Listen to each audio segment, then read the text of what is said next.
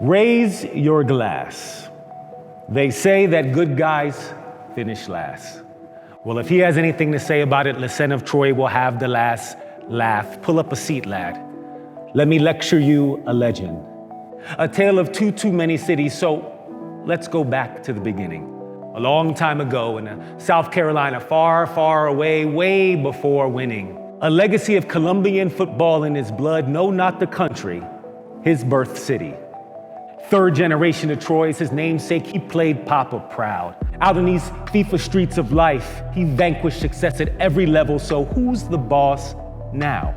To his friends, he's T-Roy, the second coming of Pete Rock and CL Smooth. To his frenemies, he's a long day at work and an even longer night at the bar when they reminisce over you, my God. And as they pour liquor out for future opponents in the ultimate event of their demise, they recount the fables of this favorite son and chart the time it took for him to rise. All the way back to his why. The why. Where he learned the cheat code to build better men is by not cheating at all. Went to war as the Orange, never cutting corners, saving slices only for the mascot. Raw talent and passion. Every young Jedi needs a master, and he found some. In Kevin Heisey of Congaree, in College of Charleston's Ralph Lundy. He quickly learned to become a threat, how to mount an attack from the right with his left. His kill move, his sixth sense. Scorer of goals. He prefers to be known for his assist, and assist he did. For the first time of his life, he found himself on the bench. There's that penalty box for the coach, but number two, he sits. As T-Roy sat waiting, he thought, but I've got just the right suit for this. See, he was on that Sun Tzu, that victorious are the warriors who win first, then go to war.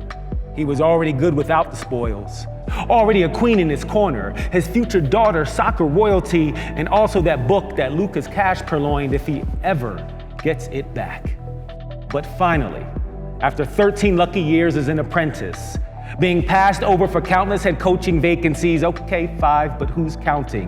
Young Lesesne would eventually get his chance. First, with the Cougars, which has nothing to do with his boyish good looks. A full decade on staff in the college ranks is all it took to hone his own technique on how to build better men. To him, it all begins with relationships that give before they get. The archetype of assists. That same unselfish young player who'd one day become an even younger coach, known for helping other people win. Staffed at Mount Pleasant for a year. Known to the Battery as the Holy City, where it didn't take long to him to perfect the art of reducing uncertainty. When the last man up knows everything the manager knows, it increases the odds of victory. Some call it transparency, others honesty, but to the faithful, it is simply radical authenticity. He was ready. After a few more years in Charlotte, he finally won his independence, picked up his family and found a home in a state just as in need of a new beginning. Because a place with all the right ingredients amounts to nothing without the hunger, where there is plenty of food to fill a roster, but what the soul feeds off of is wonder. And T-Roy? Well, T-Roy was the belle of the ball, which is why Governor Trevisani saw fit to hitch his team to coach Lesesne and ditch all the other applicants to this prom. And it's worked out pretty good since. A culture of winning that previously didn't exist. Existentially resurrecting the game of soccer in the Southwest. Took his team to the playoffs twice 2 years in. Paired the promise of going pro with the imaginations of our kids. Rewrote the definition of expansion team to mean the size of our hearts and expectations.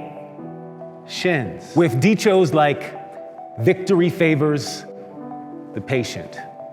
And halftime speeches that read like poems. The blueprint 1 through 3, the Christopher Wallace Braveheart School of Coaching, son of Ellen, leads like an introvert, even though his mom says he's outgoing. So here, to the man of the year in the USL, Coach Troy Lesesne, of a league that has clearly come to its senses, so much so it has united in its acronym. And while it remains to be seen whether our future holds a coliseum with a statue in front that bears a likeness of his face, he's already given the black and gold a Troy of memories, and we will never give so much as an ounce of it away.